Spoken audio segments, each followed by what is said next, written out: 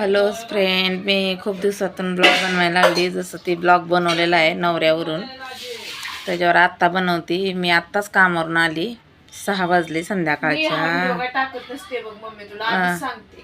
ले काय झालं नाही टाकायला? काय नाही टाकायला? मी काय गलत बनवती सांग ना. जे काय ते सत्य बनवती ना. हा तुझं पण बरोबर आहे. मी इकडून सत्य टाकलं तर तिकडं ते लागतंय आणि मग इथं बर बर बर बर हो का, ठीक आहे. नको, जे सत्य आहे ते खोटं ही करायचं का? खोट्यात पाडायचं का त्या ब्लॉकला? हां, जे सत्य आहे ते सत्य आहे. हां का, त्या दिवशी मी ब्लॉग बनवला होता नवऱ्याविषयी. तर आणि ब्लॉग बघणार फक्त त्याच्या घरची लोक आणि ती ठेवलेली बाई ती बघतात. आणि ती आम्हाला त्रास देतो. आम्हाला एवढा त्रास देतोय ना, खूप त्रास देतोय. असं व्हिडिओ काय ती मोबाईल खात्याचं तिचा असं कर तसं कर भरपूर काय बोलतो पोरांना आणि मला पण. आणि मी सून म्हणून मला पुढं करायचं आणि सुनाच्या नात्याने मी त्यांचं सगळं काय करायचं, सासू सासऱ्याचं हे म्हणजे सगळं काय मी करायचं. म्हणजे आणि त्या बाईला बायकोचा मान द्यायचा आणि मला नोकरानीचा मान द्यायचा. ठेवलेल्या बाईला बायकोचा हे द्यायचं, तिला पुरस्कार, आणि बायकोला नोकरानीचा, असं करायचं. म्हणजे काही कुठं काही झालं की मग मी पुढं आणि ती फक्त गाडीवर घेऊन फिरायचा.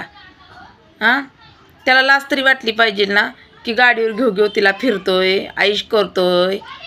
काय करतोय आईश तरी? आहो तुम्ही बघचाल ना तर नवाल करचाल, पण मला ते काय दाखवायचं ना, त्याचा फोटो किंवा त्याला नाही दाखवायचं मला. पण एवढंच मला हात जोडून विनंती करून सांगते की मला त्रास द्यायचं बंद कर. तू जिथं आहे ना तिथं खुश राहा, पण मला का त्रास देतो विनाकारण? पोरांना मी थोडं बी व्हिडिओ काढला, स्माईल दिली तरी त्याच्या पोटात नुसती आगच होती नुसती. हा लय खुश आहे, लय खुश आहे. ह्याच्यासारखं तर आम्ही असलं बावटपणा नाही केला ना. कुठं बाया आया तर नाही ठेवत ना. हा तर बाया बिया ठेवून खुश राहतो. मी तर काम करून माझ्या पोरांमध्ये मी राहते. तर दारू पिऊन आम्हाला एवढा त्रास देतोय की नको तेवढा त्रास देतोय. जसं मी त्याचे आई वडील हॉस्पिटलमध्ये होते तेव्हा मी तिथं बसलेली होती ना, तर तेव्हापासून म्हणजे कमीत कमी वर्ष झालं तसं मला 100 रुपये देतोय तर खर्चायला. म्हणजे मला नाही, माझ्या पोरांपाशी.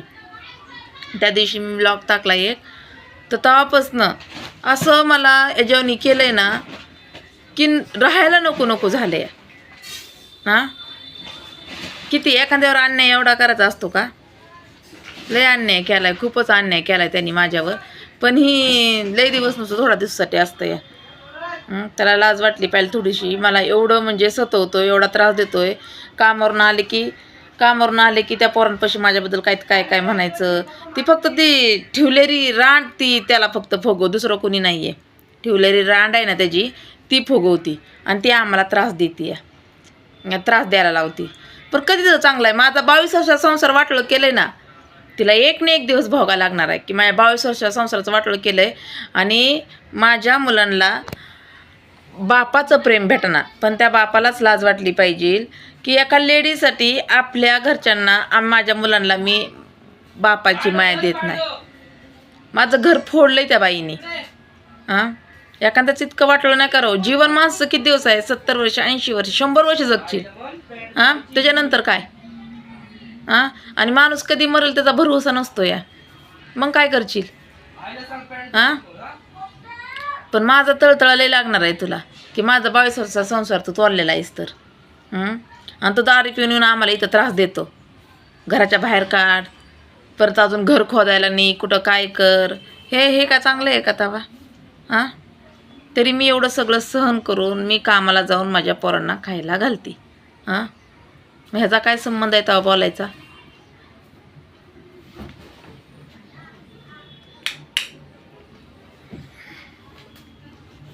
वैतागलीच फ्रेंड, मी खरंच लय वैतागली. लाईफला माझ्या लय वैतागलेली आहे, खूप वैतागली. चला फ्रेंड्स, आता लय मोठा व्हिडिओ होतोय तर मी इथंच थांबते.